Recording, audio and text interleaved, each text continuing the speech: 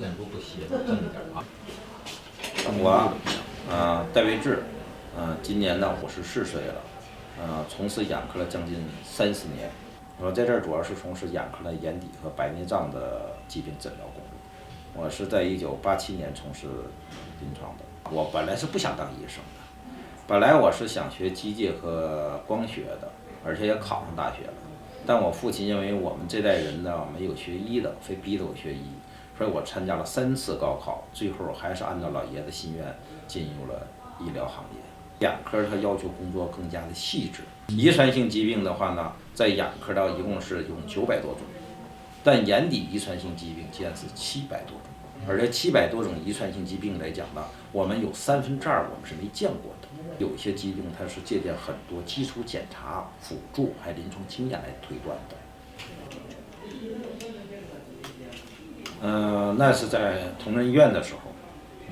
我在同仁医院的时候，那时候还是个小大夫，那时候是一个主治医师，一个朋友的母亲，一个眼睛看不见了，另一个眼睛呢视力很差。当时老人的话呢是85岁，做手术有风险，心脏不好，也得过脑血栓。因为我们出发点是保证人生命安全嘛，结果就没做。可是5年以后，我已经离开同仁，到龙福医院工作。一天早上我起来，早晨出来的时候，看见我们的一个朋友推他母亲在遛弯儿，很多年没见面了，但老人还活着在轮椅上，我很惊诧。后边老太太眼泪巴嚓的就问我，她说能不能把我这只眼睛做了？这眼睛还有光，你给我做了，死了呢我认了。后边跟家属又沟通去了，最后还是给老人做了。老人以后隔了每个月都要挂一个号来，要看我聊2句天儿，持续1年多。突然有1个2个月没来，我很惊诧，老人你怎么没来呀？因为每个月的1号他都要挂我号。一天早晨，他女儿来找我来了，他说戴主任，那个我母亲把个东西给你。我一看是个银手镯的，很老很老的银手镯，几十年的。说老人不在了，但我也很伤感。老人说临走以前就这个值钱东西留给你做纪念。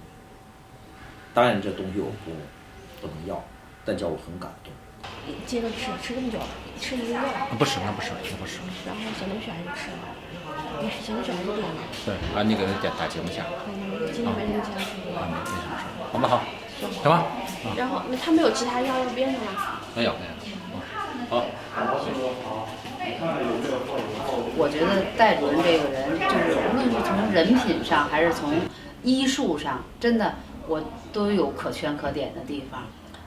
他的那个脾气秉性呢，可能就会跟患者嚷起来，患者也知道是为了他好，所以有时候他的那个跟患者的沟通方式呢，我们外人看就像打架一样，其实呢，患者特别理解他，而这样的患者呢，反而对他就更认可。医生最大限度的尽最大努力的冒最大风险的诊疗的时候，反倒是患者最大的益处。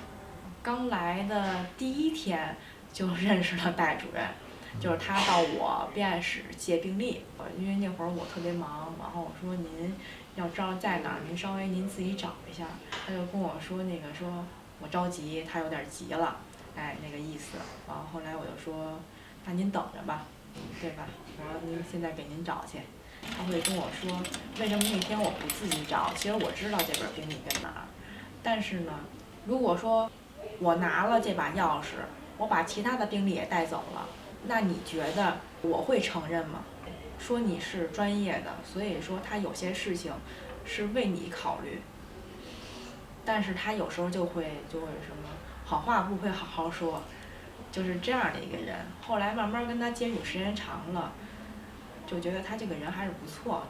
从事已经30年了，这个我认为自己的经验呢在逐渐积累，在成熟。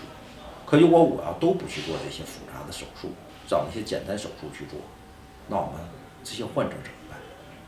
不管他们活的生命周期多长，每个人都拥有看得见的权利，每个人呢都拥有快乐幸福生活的权利。我想用我的爱心和我的智慧，我还会走30年，帮助更多